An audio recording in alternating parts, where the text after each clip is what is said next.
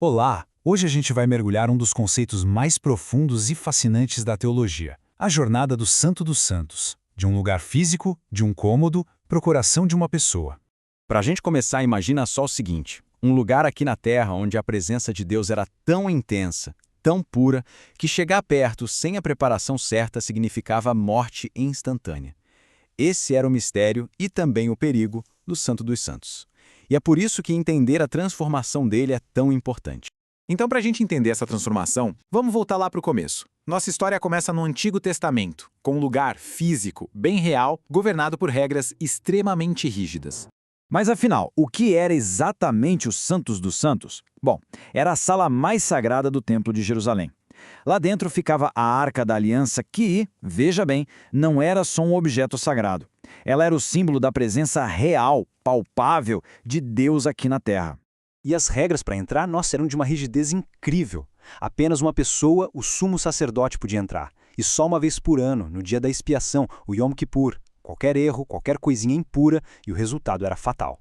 Isso mostra o tamanho da seriedade com que a santidade de Deus era tratada. E o processo para se purificar era algo super complexo.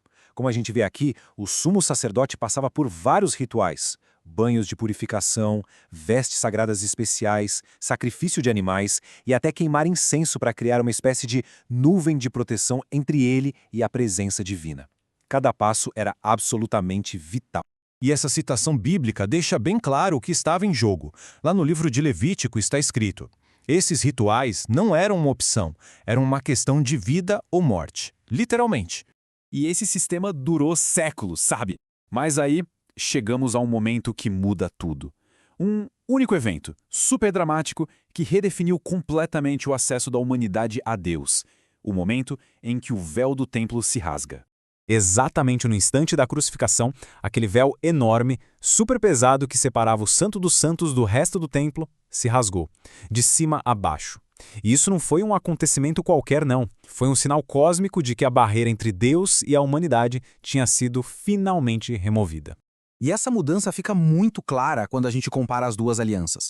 O acesso a Deus não foi simplesmente abolido, ele foi elevado. Os rituais que antes eram externos, como a gente vê à esquerda, foram transformados nas realidades internas que vemos à direita. O batismo, a fé, o arrependimento. A mediação de um sacerdote deu lugar ao acesso direto. Essa transformação toda nos leva a uma compreensão completamente nova e muito mais íntima. O Santo dos Santos deixa de ser um lugar físico para se tornar um estado espiritual. É o conceito do templo interior.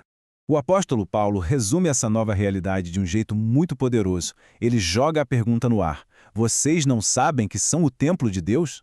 A ideia de que a própria pessoa se torna o lugar onde Deus habita, isso é radical, é transformador.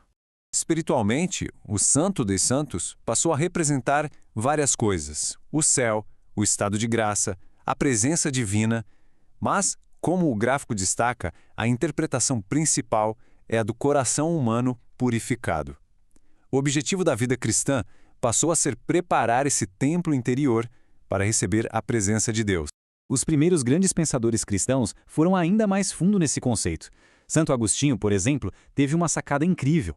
Ele viu o véu rasgado como um símbolo do coração humano, que precisa ser rasgado pela humildade para poder se abrir a Deus.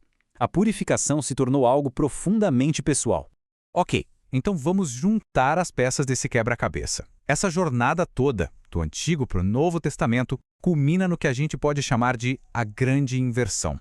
É uma síntese teológica impressionante. No modelo antigo, a lógica era de fora para dentro.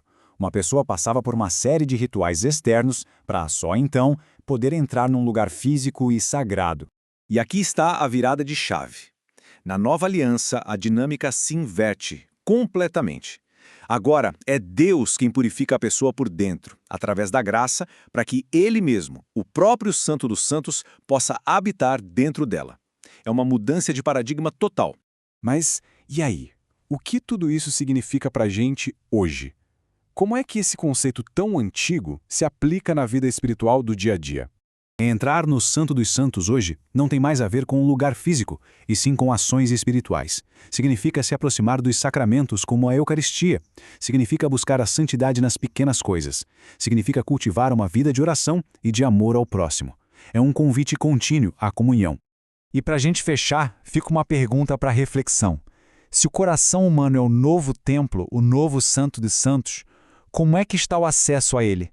Existe um cultivo de um espaço interior onde a presença divina pode de fato habitar? A resposta a essa pergunta define a jornada espiritual de cada um de nós.